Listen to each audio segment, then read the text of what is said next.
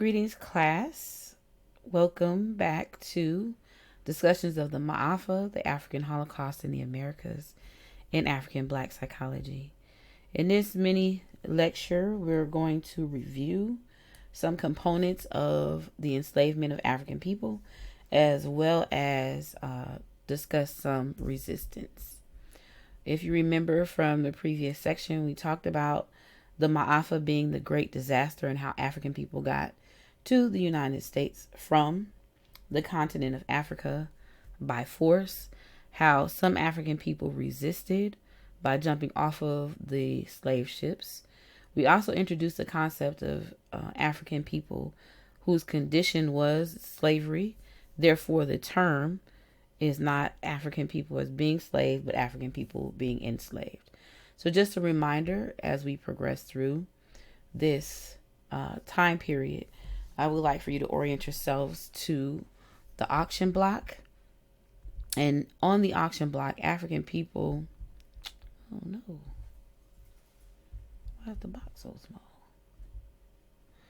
On the auction block, African people, this is the first place that began the disruption of the African family.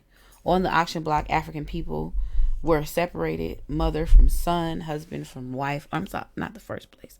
On the continent, in the United States and the surrounding islands, where the families were secondarily separated. The previous separation was on the continent of Africa. So on the auction block, African families were disrupted, and very gross disturbances happened to the African body. On the auction block, the enslavers were allowed to put their hands inside the body cavity of the African to determine if they had good reproductive organs. The auction block was used to sell the bodies of human beings and pay off debt for those who were a part of what they classified as the slave trading business. Businesses still exist, such as Franklin and Armfield in Alexandria, Virginia, who were responsible for quote unquote trading enslaved Africans. And again, the body cavities were felt. They would reach their hand up inside the internal organs of the Africans. And just as you hear the auctioneers of today, they would use that tone, 25, 25, can I get a 50? They would use that tone and language to auction off African bodies. And of course, the Africans who were stronger in body fetched the best amount of money.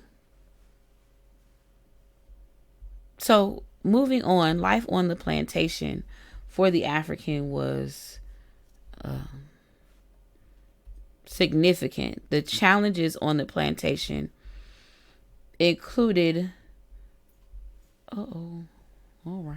challenges on the plantation included issues with just raw brutality. It was full of misery, pain, suffering, terror, and desperation. Oftentimes we hear that life on the plantation was more where African people were supposed to be comfortable. But if you can imagine in the Florida or Georgia sun, working from sun up to sundown during the hottest months of the year and not being allowed to rest or take a break, relax, and struggling with the heat of the day and also working under duress. Resisting work was punished either by brutal torture, and that's where we bring in the whipping, a daily whipping, or also by death. So if African people did not work, they would be brutalized. Additionally, African people were responsible for assisting with the planting. Planting happened from March through April.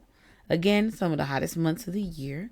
Cultivating and hoeing April through July, and the harvest in August. And then the soil will be prepared for future planting and growing.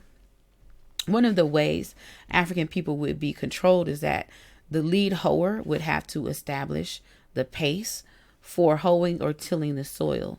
If the lead hoer was passed by a worker, the lead hoer would be killed. If the people did not, the enslaved Africans did not keep up with the lead hoer, then the people didn't keep pace, would be whipped violently and aggressively. Other information about the plantation is that life on the plantation was rough again, but also they established breeding plantations, and the breeding plantations were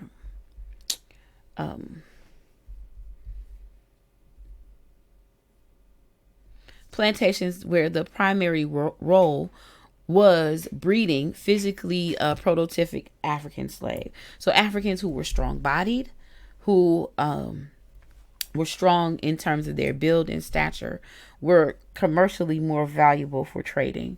So oftentimes strong bodied males would breed or would be required to breed like animals with strong bodied females, even if they were married or had made a commitment in a relationship. They would be forced to breed, and sometimes they would force incestuous practices, meaning brothers may have to have intercourse with sisters or other family members because of the stature of the body of the individual being strong, which would then breed strong children. So those strong children would then be good and what they would say fetch a good price. So this time period also reflected a hierarchy that still seems to exist today. House slaves and field slaves, that line was established where African people differentiated and were brainwashed to share the slave owner's attitudes, the house slave was, and to believe that they were better than the field slave, or the slaves who were in the fields, who experienced the raw violence every day with the brutality. So oftentimes the mulattoes were given the privilege of being in the house, and they also were given what would be counted as white privilege, or more privilege than a darker skinned enslaved African. So this hierarchy again still exists, where we have this light versus dark.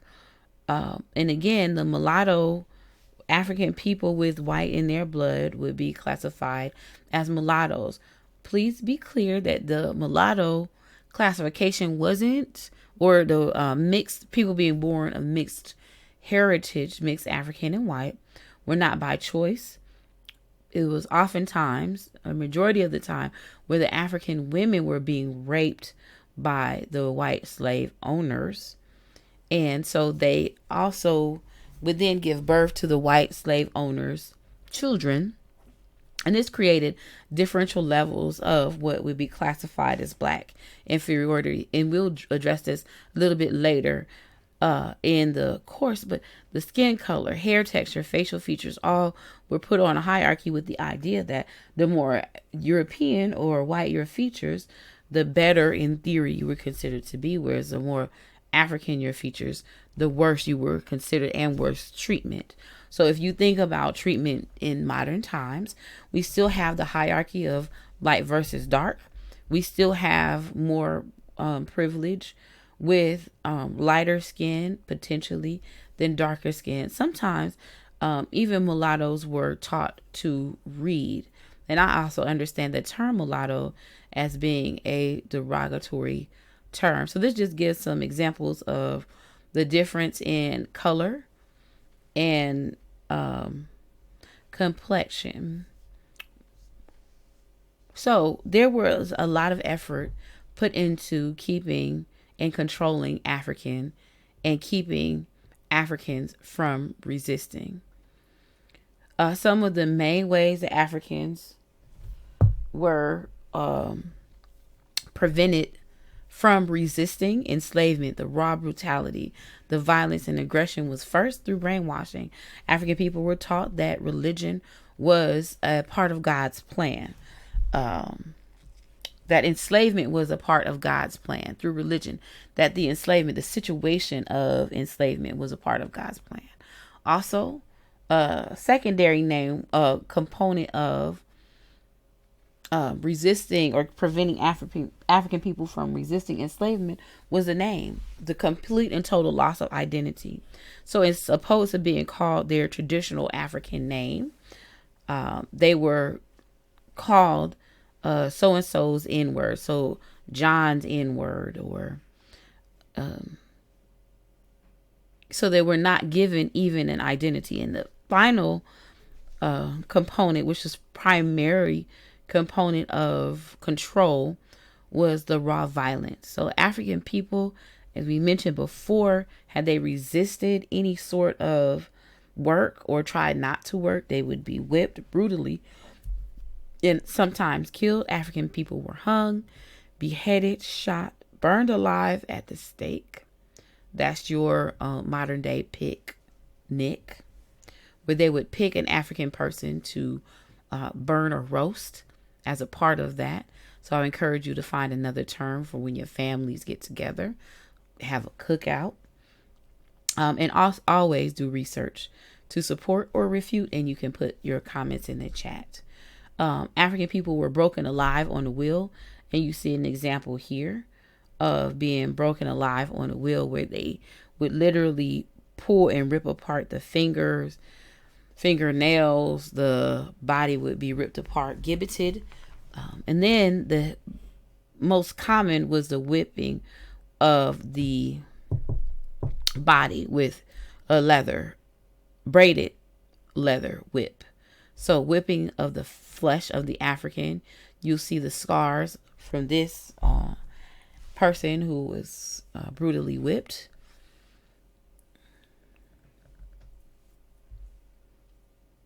So in our next mini series, we'll talk about enslavement or resistance to enslavement. Remember to comment and comment below.